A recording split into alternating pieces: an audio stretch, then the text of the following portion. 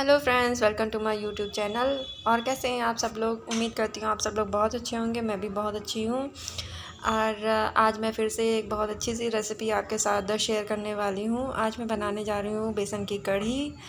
और वैसे तो सब लोगों को कढ़ी बनानी आती ही होगी, लेकिन मैं किस स्टाइल में बनाती हूँ वो रेसिपी आपके साथ शेयर करने वाली हूँ। इसके लिए मैंने बेसन को 1 घंटे पहले ही भिगो कर रख दिया था। मैं इसमें कोई बेकिंग सोडा वगैरह यूज़ नहीं करती हूँ। और 1 घंटे पहले ही आप बेसन भिगो कर रख दीजिए। और उसके बाद आप उसके पकौड़े बनाइएगा। देखिएगा कितने सॉफ्ट और बहुत अच्छे फूले फूले से, और बाहर से क्रिस्प और अंदर से एकदम सॉफ्ट पकौड़े बनते हैं। आप इसी तरीके से ट्राई करिएगा। बेसन को भिगोए हुए 1 घंटा हो गया है। तो अब मैं जा रही हूँ पकौड़े बनाने। और पकौड़े बनाने से पहले मैं बेसन को अच्छी तरीके से फेंट दूँगी। और मेरी आदत है हाथ से फेंटने की, चाहे वो दाल हो या बेसन हो, मैं हाथ से ही फेंटती हूँ। तो पकौड़े बनाना मैंने स्टार्ट कर दिया है। और जैसे ही मैंने पकौड़े बनाने स्टार्ट कर दिए, मेरे भतीजे ने सारा प्रोग्राम ही कैंसिल कर दिया। उसने कहा कि बुआ सा कढ़ी बाद में बनाइएगा, पहले मुझे चाय पकौड़ा खाना है। मैं पहले चाय पकौड़ा खाऊंगा, उसके बाद मैं खुद भी नहाने जाएगा। और मुझसे बोला फिर उसके बाद आप कढ़ी बनाइएगा, या आपको जो बनाना है वो बनाइएगा। क्योंकि वो नहाने जा रहा था, पता नहीं अचानक क्या हुआ, उसको महक लग गई या क्या हुआ, उसका मन बदल गया। तो वो बोला मुझसे कि बुआ मुझे चाय पकौड़ा खाना है।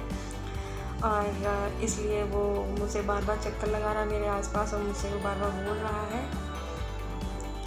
तो फ़िलहाल जब तक मेरे पकौड़े तैयार हो रहे हैं, तब तक मैं इधर सारे तड़के के मसाले निकाल लेती हूँ। जिसमें मैंने ज़ीरा लिया है, काली सरसों ली है, तेज़पत्ता लूँगी, हींग लूँगी, मेथी दाना लूँगी, और 1-2 खड़ी लाल मिर्च लूँगी। बस इतने से ही मैं खड़े मसाले लूँगी तड़का लगाने के लिए। और अगर आपको जब भी कढ़ी के पकौड़े बनाने हो, तो हमेशा आप फैली कढ़ाई का ही यूज़ करें, और उसमें थोड़ा सा कम ऑयल का यूज़ करें। कम ऑयल यूज़ करने से ये होता है कि आपके जो पकौड़े हैं वो परत वाले बनते हैं। अगर आप ज़्यादा तेल का यूज़ करेंगे तो परत वाले पकौड़े नहीं बन पाएंगे।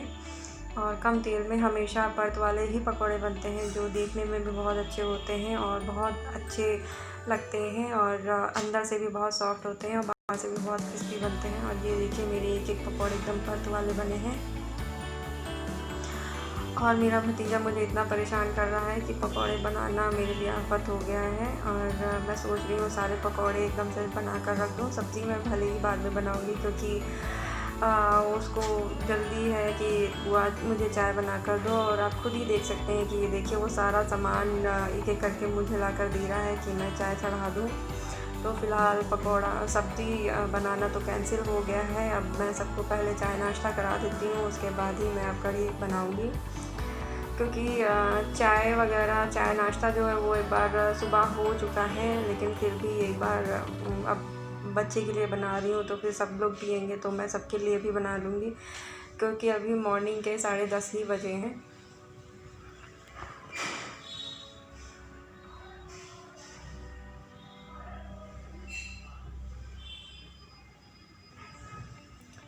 और फ़िलहाल जब तक मेरी चाय तैयार हो रही है, तब तक के मैं मम्मी और बच्चों के लिए पकौड़े दे आती हूँ। थोड़ी देर तो शांति से बैठेंगे।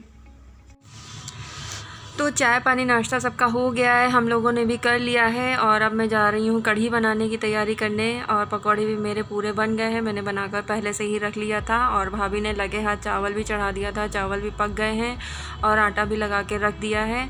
अब मैं जा रही हूँ कढ़ी बनाने की तैयारी करने। तो उसके लिए मैंने मीडियम साइज़ के 2 प्याज का छील लिए हैं। अब उनको चॉपर में अच्छी तरीके से चॉप कर लूँगी, और महीन चॉप करूँगी, क्योंकि बड़ा बड़ा नहीं चॉप करूँगी, महीन चॉप करूँगी। क्योंकि मम्मी ने बोला है कि ज़्यादा बड़ा प्याज काट कर मत डालना, इसलिए मैंने उनको अच्छी तरीके से महीन कर लिया है। और इस चॉपर से मुझे काफ़ी आसानी हुई है, क्योंकि हर बात के लिए कोई भी चीज़ अगर आपको ग्राइंड करनी है, चॉप करना है, तो मिक्सर ग्राइंडर का यूज़ करते थे, नहीं तो सिल का यूज़ करना पड़ता था। लेकिन जब से ये चॉपर ख़रीदा है, मेरी आधी से ज़्यादा हेडेक ख़त्म हो गई है। तो अगर आपके घर में भी ये चॉपर नहीं है, तो आप इसको ज़रूर ले लीजिए। इससे कुकिंग करने में काफ़ी ज़्यादा टाइम आपका बच जाता है। और मैं नॉन स्टिक कढ़ाई में सब्ज़ी बनाने जा रही हूँ। इसमें मैंने सरसों का तेल डाल लिया है और लाइट भी चली गई है। और सरसों के उस कढ़ाई में मैंने सारा तड़का मसाला जो निकाला था वो डाल दिया है और चॉप किया हुआ प्याज भी डाल दिया है। और कटोरी में उधर मैंने सारे बेसिक मसाले निकाल लिए हैं, जैसे हल्दी, पिसी मिर्च, गरम मसाला, धनिया पाउडर वगैरह जितना भी बेसिक मसाला है वो निकाल लिया है। इसको भी मैं पानी डालकर इसका एक घोल बना लूँगी। आप जब भी छौंका लगाने के लिए मसाला डालें तो हमेशा उसका घोल बनाकर डालें। और इससे क्या होता है, मसाला भी नहीं जलता है और अच्छी तरीके से वो भुनता भी है। उस मतलब पूरा मसाला बहुत अच्छी तरीके से भुन जाता है। और आप अगर सूखा मसाला डालते हैं तो उसका जलने का आशंका ज़्यादा होती है। इस तरीके से डालेंगे पानी में घोल बनाकर तो ज़्यादा नहीं जलता है। और उधर मैं टमाटर को चॉप करने वाली थी, लेकिन वो चॉपर बार बार वो फंस रहा था, क्योंकि मैंने थोड़ा बड़े बड़े चंक्स काट के टमाटर के डाल दिए थे, इसलिए वो बार बार फंस रहा था। तो मैं साइड होकर टमाटर को चॉप कर लिया है। और मसाला अच्छी तरीके से भुनने के बाद मैंने इसमें टमाटर डाल दिए हैं। टमाटर डालने के बाद इसमें मैंने 2 से 3 छोटे चम्मच पानी डाल दिया है और धीमी आंच पर इसको अच्छी तरीके से भून लूँगी। और तब जब तक मेरा मसाला भुन रहा है तब तक मैं दही भी फेंट लेती हूँ। दही में मैंने 2 बड़े चम्मच बेसन डाल लिया है और इसको अच्छी तरीके से फेंट लिया है। मैं बेसन हमेशा दही में ही घोल लेती हूँ, पानी में नहीं घोलती हूँ। कुछ लोग ऐसे होते हैं जो बेसन को अलग घोलते हैं और दही अलग डालते हैं, तो वैसे भी बनाया जा सकता है, लेकिन मैं दही और बेसन दोनों साथ में ही घोल बना लेती हूँ। और ये देखिए, मसाला अच्छी तरीके से भुनने के बाद मैंने जो दही और बेसन का घोल था वो डाल दिया है। अब इसको मैं कंटिन्यूसली तब तक चलाती रहूँगी जब तक इसमें एक उबाल नहीं आ जाता है, क्योंकि अगर मैंने इसको 1 मिनट के लिए भी छोड़ दिया तो जो दही मैंने डाला था वो फट जाएगा और थोड़ा सा सब्ज़ी देखने में फिर अच्छी नहीं लगेगी। खाने में तो ठीक ठाक लगेगी, लेकिन देखने में नहीं अच्छी लगेगी, क्योंकि उसमें फिर जैसे दही फट जाता है, दूध फट जाता है, वैसा टेक्सचर आने लगेगा। और उस लगे हाथ मैंने उसमें टेस्ट के अकॉर्डिंग नमक डाल दिया है और थोड़ा सा काला नमक डाल दिया है। मसाले वगैरह तो पहले ही पड़ चुके थे।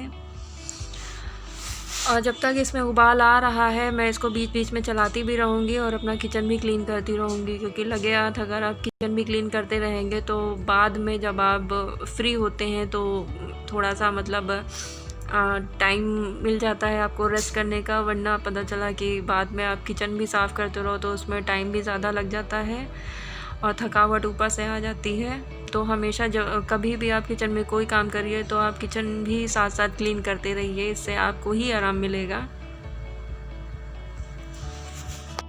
तो अब कढ़ी में उबाल आ चुकी है। अब इसको मैं लो फ्लेम करके ढककर थोड़ी देर के लिए छोड़ दूँगी। और जब तक कि कढ़ी मेरी पक रही है तब तक चावल जो मेरा पक गया है उसको मैं कैसरोल में ट्रांसफ़र कर लूँगी, ताकि चावल गर्म बना रहे और मेरा बर्तन भी खाली हो जाए। और इस कुकर को मैं धो मांज के किनारे साइड में रख दूँगी, जिससे खाना खाने के बाद मेरी हमेशा की आदत रही है कि जैसे कुकर वगैरह है, दाल चावल बनता है या सब्ज़ी वगैरह बनती है, तो खाना बनने के बाद कुकर वगैरह कोशिश करती हूँ कि उनमें से खाना ट्रांसफ़र करके मैं कुकर वगैरह धो मांज के रख दूँ, क्योंकि प्लेट वगैरह तो धुल जाती हैं, लेकिन कुकर वगैरह बाद में बहुत ज़्यादा ऐसा लगता है बहुत भर। तो खाना मेरा पूरा तैयार हो गया है और कढ़ी में भी उबाल आ गई है। और इसको मैं तब तक पकाती रहती हूँ जब तक कि कढ़ी मेरी थोड़ी सी कम नहीं हो जाती है, थोड़ा सा उसमें गाढ़ापन नहीं आ जाता है, तब तक मैं पकाती रहती हूँ। और जब मुझे लगता है कि कढ़ी पूरी पक गई है तब मैं उसमें पकौड़े डालती हूँ, और पकौड़े डालने के बाद मैं 2 मिनट में उसमें उबाल देती हूँ। उसके बाद मैं ढककर रख देती हूँ, क्योंकि पकौड़े तो कढ़ी तो इतनी गर्म रहती है कि वो अपने आप पक जाते हैं।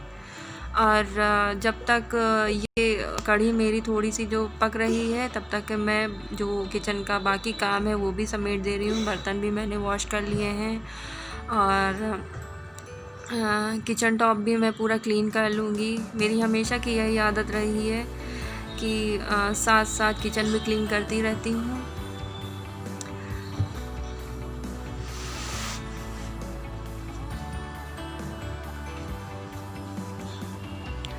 तो इस तरीके से आप भी कढ़ी एक बार ज़रूर बना के खाइएगा, आशा करती हूँ आपको बहुत अच्छी लगेगी।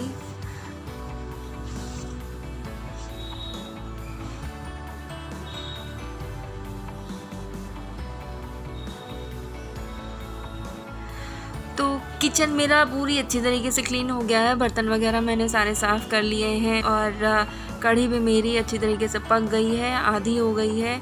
और मैंने अभी नमक टेस्ट किया था तो मुझे थोड़ा सा नमक कम लग रहा था, तो मैंने ऊपर से और नमक डाला है, थोड़ा सा काला नमक भी डाल दूँगी। और ये कढ़ी तैयार होने के बाद मैं इसमें पकौड़े डाल दूँगी। पकौड़े डालने के बाद इसको मैं मैक्सिमम 1 से 2 मिनट तक और उबाल दूँगी, उसके बाद इसको ढक कर रख दूँगी। अब मेरी भाभी उधर जा रही हैं रोटियां सेकने, क्योंकि बच्चे खाना मांग रहे हैं।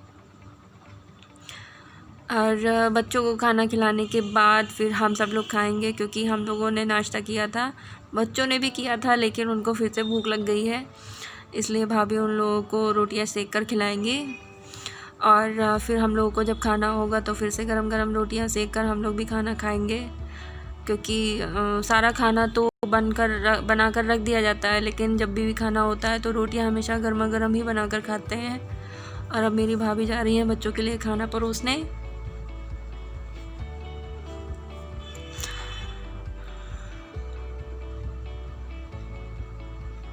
ऐसे ही हम दोनों नंद भौजाई आपस में मिलजुल कर सारा काम निपटा लेते हैं। अगर मैं किचन में बिज़ी होती हूँ तो भाभी मेरे अदर काम कर लेती हैं, और अगर मेरी भाभी किचन में बिज़ी होती हैं तो मैं घर का दूसरा काम निपटा लेती हूँ। इसी तरीके से मिलजुल कर सारा काम होता है।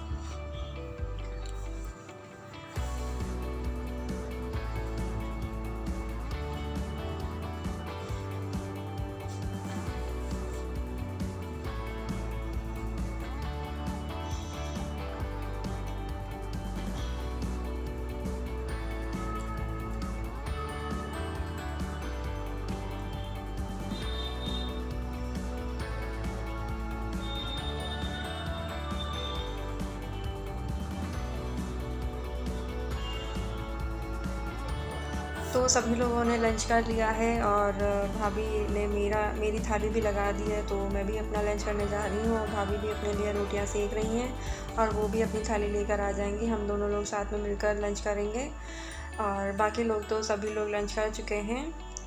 तो इसी तरीके से घर का सारा काम, खाना पीना दोनों लोग मिलजुल कर कर लेते हैं। उनको भी आराम रहता है और मुझे भी बहुत आराम रहता है। और ये रही मेरी थाली, जिसमें मैंने लिया है कढ़ी, चावल, रोटी। और मैं रोटी कम खाती हूँ, मुझे पराठे ज़्यादा पसंद है, लेकिन आज भाभी ने रोटियां सेकी थी गर्मा गर्म, तो मैंने कहा ठीक है मैं रोटियां खा लूँगी। और मिर्च का अचार लिया है।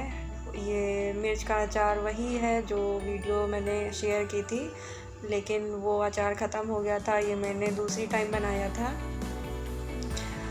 तो कैसी लगी आज की वीडियो फ्रेंड्स, तो कमेंट बॉक्स में ज़रूर शेयर करिएगा। तो मिलती हूँ अपने नेक्स्ट व्लॉग में।